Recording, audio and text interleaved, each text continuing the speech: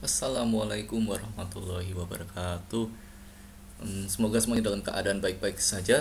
Hari ini kita akan belajar tentang regresi ganda dan di sini konsepnya mungkin akan mulai meningkat tingkat kesulitannya, tapi juga semakin menarik karena kita bisa menguji berbagai macam hipotesis yang lebih kompleks dari regresi sederhana. Kita bisa melihat mana variabel yang lebih kuat pengaruhnya dibandingkan dengan variabel yang lainnya. Mari kita perhatikan contoh berikut ini. Jadi masih ingat analisis kita sebelumnya? Seberapa besar pengaruh anger terhadap collective action? Kalau kita lihat di sini R square-nya adalah 0,236, sehingga ketika kita jadikan persentase kita dapat 23,6%. Artinya adalah anger itu menjelaskan variansi dari collective action sebesar 23,6%. Kemudian sisanya gimana? Ya, ada sisa 76,4%. Itu tidak dijelaskan oleh model regresi dengan anger sebagai prediktor. Dan ini bisa juga dikatakan bahwa 76,4% artinya dijelaskan oleh faktor atau prediktor yang lain. Nah, dalam melakukan regresi ganda, kita bisa mencoba menemukan prediktor yang lain yang mungkin memiliki dampak yang lebih besar. Jadi intinya regresi ganda itu mengamati hubungan satu outcome dengan dua atau lebih prediktor. Misalnya kita menggunakan contoh rekonsiliasi dengan komunis adalah outcome atau variable dependent, dan prediktornya bisa koalisi politik dan bisa juga emosi simpati. Dengan demikian ada dua nilai beta, B1 dan B2. Persamaan regresi masih ingat? Y aksen sama dengan A tambah BX. A adalah konstan dan B adalah besarnya hubungan. Karena dalam regresi ganda jumlah prediktornya lebih dari satu, maka jumlah beta juga bertambah. Karenanya persamaan regresi menjadi Y aksen sama dengan A tambah B1 X1 tambah B2 X2. Jadi di sini ada dua nilai beta, B1 dan B2 yang berbeda, namun juga X-nya itu juga berbeda. X itu nanti nilai dari variabel masing-masing yang dimasukkan. Itu juga berbeda. Ini contoh untuk persamaan dengan dua prediktor. Jadi jumlah beta tergantung banyaknya prediktor dalam model. Misalnya untuk 5 prediktor, persamaannya adalah Y aksen sama dengan A tambah B1X1 tambah B2X2 tambah B3X3 tambah B4X4 tambah B5X5. Jadi paham ya? Dan bagaimana regresi ganda ini persamaannya jadi lebih kompleks, dan kita menambah jumlah prediktor, dan dengan adanya jumlah prediktor maka bertambah panjang juga persamaannya. Nah, tujuan analisis regresi ganda adalah meningkatkan akurasi dari model. Jadi ketika kita menambahkan prediktor, ini bisa meningkatkan akurasi dari model. Kan kita ingin menjelaskan variansi dari sebuah dependent variable atau dari sebuah outcome. Tadi contohnya misalnya anger itu kontribusinya 23,6% dan masih ada sisanya lagi. Nah, bagaimana kita bisa meningkatkan persentase penjelasan variansi? Ini bisa dilakukan dengan menambah prediktor. Dan semakin besar penjelasan variansi oleh model, apakah itu dengan prediktornya 2 atau 3 atau 4, maka itu meningkatkan akurasi dari model. Jadi meningkatkan akurasi itu meningkatkan penjelasan variansi dari dependent variable. Selain itu, kita bisa mengamati pengaruh khusus dari masing-masing prediktor. Jadi misalnya tadi ada guilt, ada simpati, ada anger, dan kita bisa melihat mana yang lebih kuat antara ketiga emosi tersebut. Kita juga bisa membandingkan besarnya pengaruh berbagai macam prediktor. Misalnya prediktor mana yang paling mendukung rekonsiliasi, apakah faktor emosi, koalisi politik, dan usia. Ya, dari sini juga faktor yang kita gunakan atau prediktor yang kita gunakan bisa continue seperti skala emosi, misalnya menggunakan skala Likert, tapi juga bisa koalisi politik, itu kan dikotomi, bisa juga kita masukkan. Nah, ini mungkin menjadi salah satu konsep yang sangat penting, dan terus terang saya baru paham ini tuh ketika saya mulai terekspos dengan ini itu ketika saya S3, tapi benar-benar baru memahaminya itu setelah membaca bukunya Hayes tentang mediasi dan moderasi. Dan ini adalah konsep yang sangat penting dan perlu dipahami juga. Istilahnya adalah statistical control, dan ini adalah istilah yang standar digunakan ketika kita membaca jurnal. Mereka menggunakan statistical control, makanya saya terjemahkan dengan pengendalian secara statistik. Itu mungkin bukan terjemahan yang terbaik, tapi saya tidak ingin terlalu jauh dari bahasa Inggrisnya, karena saya merasa kita masih sangat kita masih perlu banyak membaca literatur dalam bahasa Inggris, dan istilah yang mereka gunakan adalah statistical control atau mengkontrol, controlling for this variable kayak gitu. Jadi saya menggunakan pengendalian secara statistik. Dalam regresi ganda, pengaruh dari masing-masing prediktor dikendalikan atau disesuaikan. Artinya nilai beta akan berubah. Jadi nilai B1 dan B2 akan berubah ketika prediktor lain dimasukkan dalam persamaan regresi. Hubungan satu variabel bisa jadi lebih besar atau lebih kecil ketika kita tidak memasukkan tidak memasukkan variabel yang lain. Jadi intinya ketika kita menggunakan model regresi sederhana dengan satu prediktor dapat nilai beta 0,4 misalnya, nah kita belum yakin itu besarnya 0,4. Ketika kita memasukkan variabel yang lain bisa jadi itu menjadi lebih kecil. Jadi kita hanya tahu makna dari sebuah beta ketika kita juga tahu prediktor lain yang juga berhubungan. Nah, interpretasi beta pada regresi ganda seperti ini. Interpretasi berbeda karena ada variabel independen lain yang dikontrol atau dibuat konstan. Misalnya kita memprediksi dukungan reparasi dengan prediktor Guild dan simpati, maka persamaannya adalah ini. Y sama dengan 2,83 tambah 0,008x1 tambah 0,488x2. Dalam regresi ganda ini, beta diinterpretasi sebagai kenaikan 1 unit pada x1 Guild, maka ada kenaikan 0,008 unit pada Y aksen dengan mengkontrol variabel x2. Jadi pada dasarnya sama seperti regresi sederhana tanpa dichotomous variable, tanpa variabel dikotomi. Jadi ini dengan dua variabel kontinu, sama seperti regresi sederhana, cuma ditambah dengan mengkontrol variabel x2. Jadi karena ada dua beta sekarang, maka kita harus mengkontrol salah satunya. Jadi ini perlu ditambahkan dalam interpretasinya. Kontrol dalam hal ini artinya variabel x2 dibuat konstan. Nah, apa artinya mengkontrol atau membuat variabel konstan? Saya akan berusaha untuk menjelaskan melalui beberapa slide ke depan. Misalnya kita menggunakan contoh pada tugas kemarin ya, Guild dan pengaruhnya pada reparasi. Persamaan regresinya adalah Y aksen sama dengan 4,74 tambah 0,20x. Beta sama dengan 0,2, yaitu beta yang ini adalah konstan. Ini diinterpretasi sebagai kenaikan 1 unit pada variabel X, Guild, maka ada kenaikan Y, dukungan reparasi sebesar 0,20 unit. Jadi untuk menjelaskan statistical control, saya mulai dari regresi sederhana dulu, terus baru kita ke regresi ganda. Nah, untuk interpretasi beta pada regresi sederhana, bisa memperhatikan tabel ini. Jadi kalau persamaannya ini, konstannya adalah ini konstan, tidak berubah.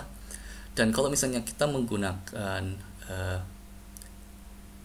skala Guild, jadi dalam persamaan ini kita memasukkan nilai X atau nilai Guild. Nah, ini adalah X-nya. Jadi skala Guild itu rentangnya dari 1 sampai 7. Dan ini ditampilkan di sini, misalnya X-nya berapa, X-nya misalnya 0, X-nya 1, X-nya 2, X-nya 3, X-nya 4, X-nya 5, X-nya 6, X-nya 7. Dan betanya tetap 0,2 karena ini dalam persamaannya kan, ininya sama terus betanya sama, yang berubah itu hanya X-nya saja. Nah, sekarang kita masukkan angka 0,7 ke dalam persamaan. Dengan hal tersebut kita bisa memperoleh nilai Y dengan berbagai nilai X.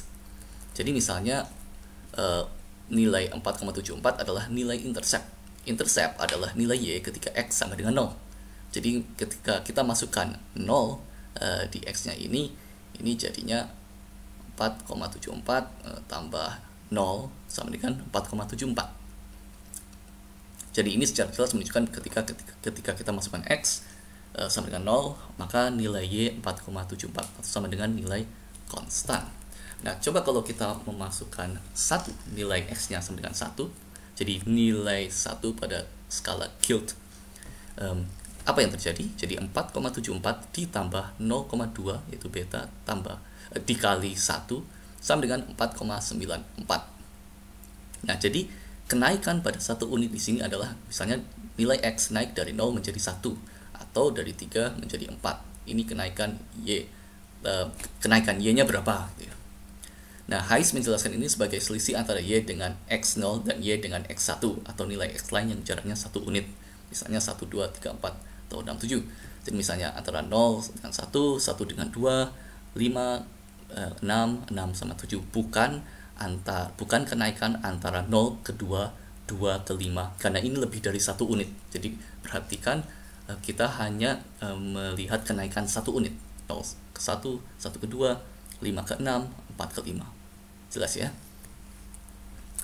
Nah, kemudian ketika kita bandingkan kenaikan 1 unit pada X, berapa selisihnya antara yang 0 dan 1, 4, dan 5? Kalau kita lihat hasilnya adalah 0,2. 4,94 dikurangi 4,74. Jadi nilai X-nya 1 dan nilai X-nya 0. Kita kurangi hasil Y aksennya dan jawabannya adalah 0,2.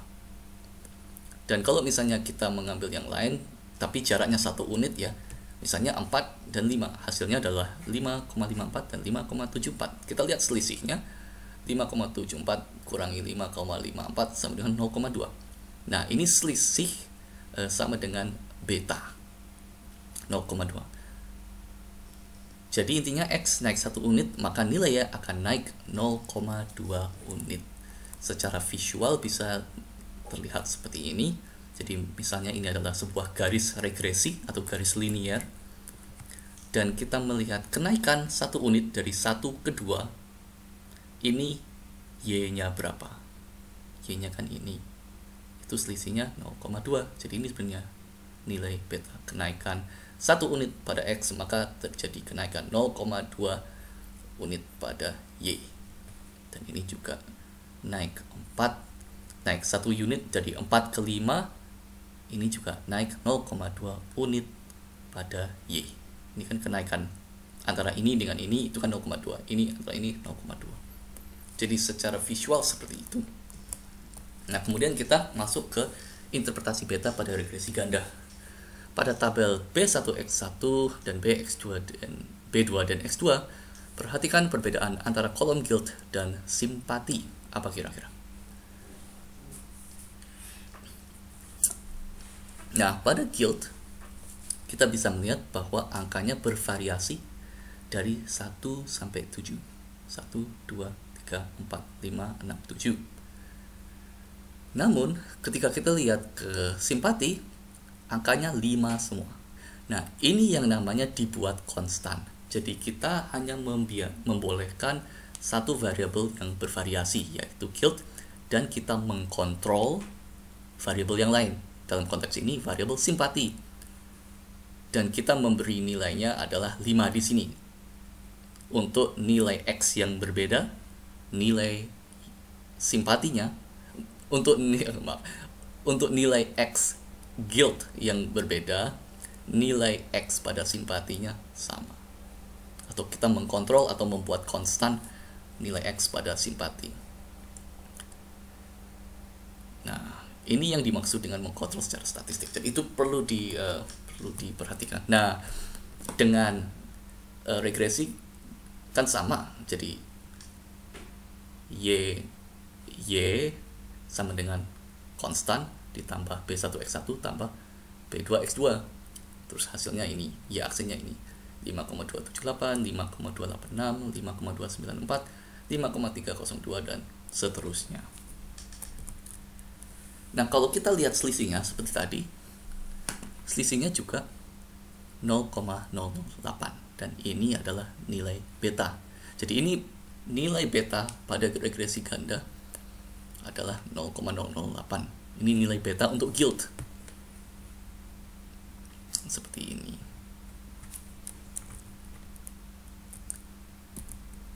Nah, kemudian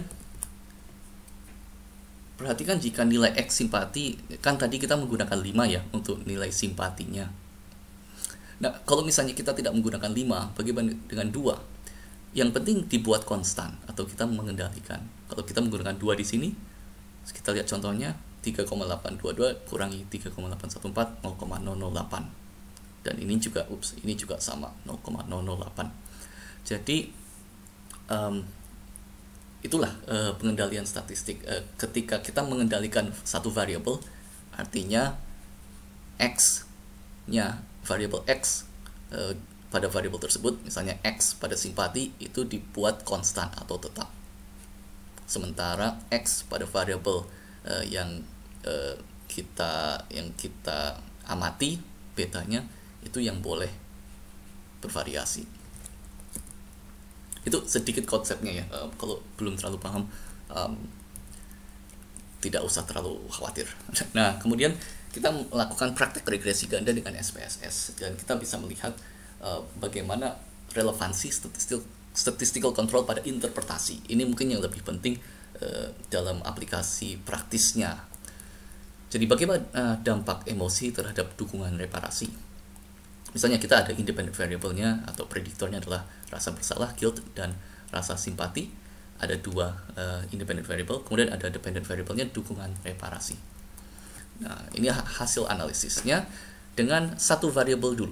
Jadi di dalam model ini kita memprediksi reparasi dengan guilt, dan yang kita dapatkan adalah R-square-nya 0,64 atau 6,4% dari variansi reparasi itu dijelaskan oleh guilt, rasa bersalah.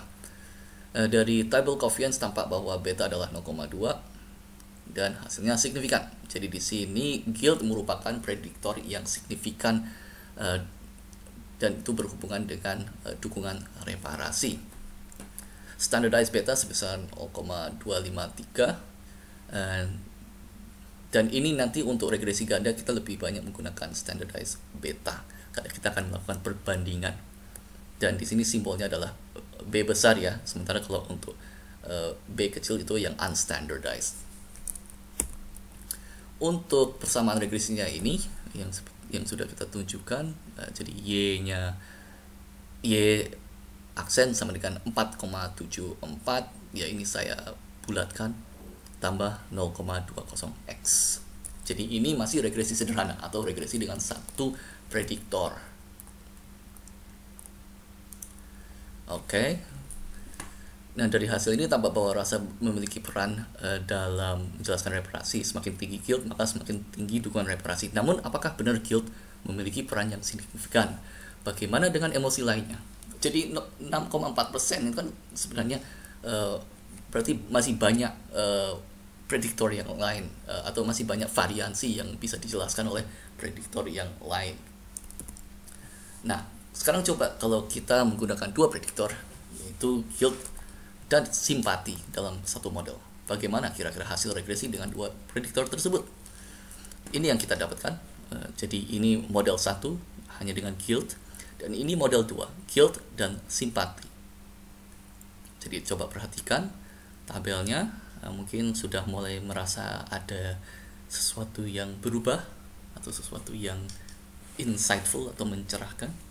Untuk persamaan regresinya sama, kita ngambil konstannya di sini 2,83 tambah beta untuk guilt yaitu 0,08 x1 tambah 0,488x2 yaitu beta dari simpati. Jadi kalau untuk persamaan regresi kita menggunakan yang unstandardized beta. Nah, hasil analisis regresi model 2 juga menampilkan adanya perbandingan R-square model pertama dengan model kedua. Jadi bisa dilihat di sini, ini A, ini B, prediktornya ini guilt, model 1 prediktornya guilt, untuk model 2 prediktornya guilt dan simpati. Di sini terlihat bahwa model 2 lebih baik dalam menjelaskan variansi dukungan reparasi dibandingkan dengan model pertama. R square untuk model 2 sama dengan 337 atau meningkat dari sebelumnya, yaitu dari 0,64. Dan kalau kita lihat dari sini, ini adalah R square change. Jadi seberapa besar sih dari 0,64 ke 0,337 ini 0,273. Nah, apakah kenaikan ini signifikan? Kita lihat dari significant F change, ternyata signifikan. Jadi perubahan variasi yang dijelaskan dengan ditambahkan prediktor simpati signifikan dalam meningkatkan penjelasan variasi dukungan reparasi. Nah, ingat pada analisis dengan model pertama, Guild merupakan prediktor yang penting. Sekarang perhatikan tabel berikut bagaimana. Untuk tabel 1, Guild-nya signifikan, tapi ketika kita lihat model 2, Guild tidak lagi menjadi signifikan. Dan kalau kita lihat dari nilai betanya di atas 0,200, di model kedua jadi 0,008. Untuk simpati sendiri, betanya 0,488 dan signifikan. Kalau kita lihat dari standardized, untuk model pertama, standardized betanya 0,253. Dan untuk model 2 ketika digabung dengan simpati, turun menjadi 0,10, tidak signifikan. Sementara simpati, standardized betanya 0,576 dan hasilnya signifikan. Jadi ini menunjukkan bagaimana terjadi statistical control. Jadi nilai betanya berubah ketika kita memasukkan variabel yang lain. Jadi kita sekarang tahu, oh ternyata yang berpengaruh terhadap reparasi bukan Guild, ternyata simpati. Nah, ini salah satu hal yang cukup bagus dari regresi. Nah, bagaimana interpretasi unstandardized betanya? Jadi sama, cuma ditambah di yang merah ini. Jadi kenaikan 1 unit pada Guild, maka ada kenaikan 0,08 unit kenaikan pada dukungan reparasi dengan mengkontrol simpati. Itu 0,08 ini ya. Jadi kenaikan 1 unit pada Guild atau pada X, X-nya kan Guild ya, maka ada kenaikan 0,008 unit pada dukungan reparasi dengan mengkontrol simpati. Dan untuk yang simpati, ini adalah kenaikan 1 unit pada simpati, maka ada kenaikan 0,488 unit pada dukungan reparasi dengan mengkontrol Guild. Atau dengan membuat nilai Guild simpati ini salah, membuat nilai Guild konstan, bukan simpati. Jadi ini perlu tak hapus nanti. Kemudian untuk hasil analisis regresi model 2, jadi ya ini adalah contoh statistical control atau pengendalian secara statistik. Amati pengaruh prediktor Guild ketika mengendalikan simpati. Ternyata Guild tidak lagi menjadi prediktor yang penting dan malah simpati menjadi prediktor utama. Ini juga berkaitan dengan korelasi antara prediktor. Berapa korelasi antara Guild dan simpati? Di sini korelasi antara Guild dan simpati adalah 0,422 dan signifikan.